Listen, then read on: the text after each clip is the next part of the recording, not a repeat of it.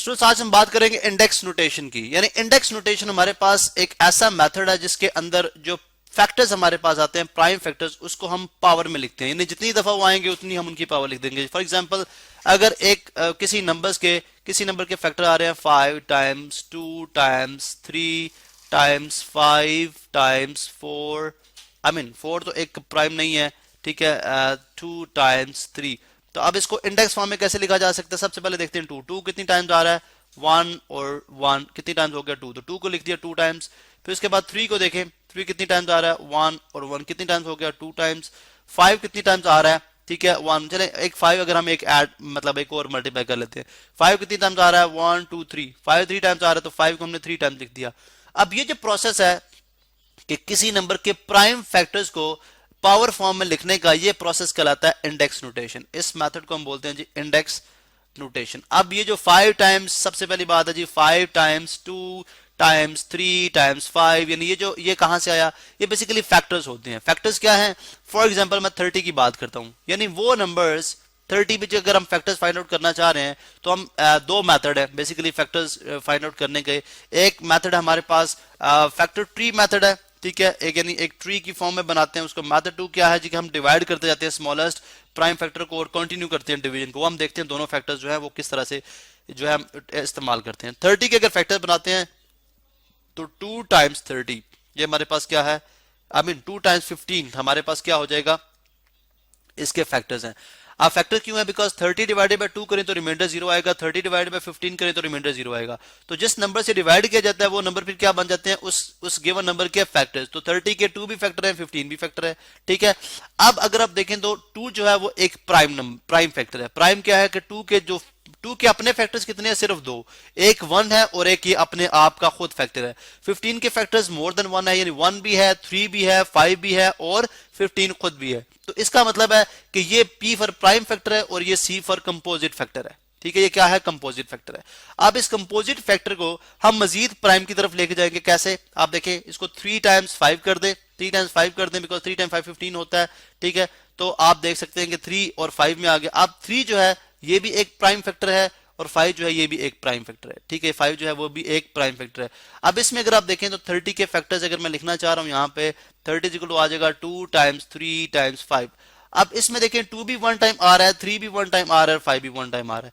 Mean के इसके हम फैक्टर्स को रिपीट नहीं, आई मीन ये 1 टाइम आ रहे हैं, यही इसकी इंडेक्स नोटेशन फॉर्म भी है। लेकिन दूसरे केस में अगर लेट सपोज मैं 64 के फैक्टर्स बनाता हूं, ठीक है, 64 के, इसके चले हम मेथड 2 से बनाते हैं। मेथड 2 क्या है? आप इसको स्मॉलेस्ट नंबर से डिवाइड करें। आप इस तरह से बनाएंगे जो है वो एक ग्रेट सी, स्मॉलर सी, और आप इसको स्मॉलर नंबर से डिवाइड करेंगे, सबसे स्मॉलर नंबर से, आई मीन 1 से ग्रेटर। 2 से डिवाइड करें, ठीक है, 2 से डिवाइड करेंगे तो 2 कितने टाइम 32 टाइम 64 होता है, ठीक है। अब ये जो 2 भी इसका फैक्टर है, 32 भी इसका फैक्टर है, लेकिन ये प्राइम फैक्टर है और ये कंपोजिट फैक्टर है। 32 को दोबारा, बिकॉज प्राइम फैक्टराइजेशन क्या होती है, कंपोजिट फैक्टर को डीकंपोज करते जाएं। दोबारा से 2 से करेंगे बिकॉज 2 से हो सकता है, अगर 2 से नहीं होगा तो फिर हम 3 से चेक करेंगे। अब कितना आ जाएगा 216 टाइम्स 32, ठीक है, 2 यहां पे आ गया, देन अगेन 16 भी हो सकता है, 2 आई मीन 8 हो गया, तो 2 कितने टाइम्स हो जाएगा, 2 4 टाइम्स। थोड़ा सा मैं इसको नीचे करूंगा जी, लाइक इस तरह से, यहां पे आप देख सकते हैं, तो 2 4 टाइम्स हो गया। उसके बाद अगेन करते हैं तो 2 हमारे पास कितने टाइम्स हो जाएगा, 2 टाइम्स 4, और उसके बाद यहां पे आ जाएगा 2 1 टाइम्स 2। अब ये जो है ये हमारे पास कहलाते हैं फैक्टर्स, ये हमारे पास कहलाते हैं फैक्टर्स, प्राइम फैक्टर्स ऑफ 64।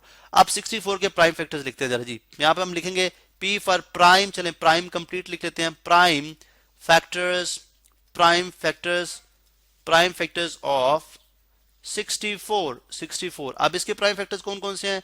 जितनी दफा 2 आ रहा है 2 टाइम्स 2 टाइम्स 2, इसी तरह आप देख सकते हैं जी 2 टाइम्स 2 टाइम्स 2, और हमारे पास आ गया फिर 3 और 3 और डालेंगे, ठीक है, टाइम्स 2 टाइम्स 2 टाइम्स 2।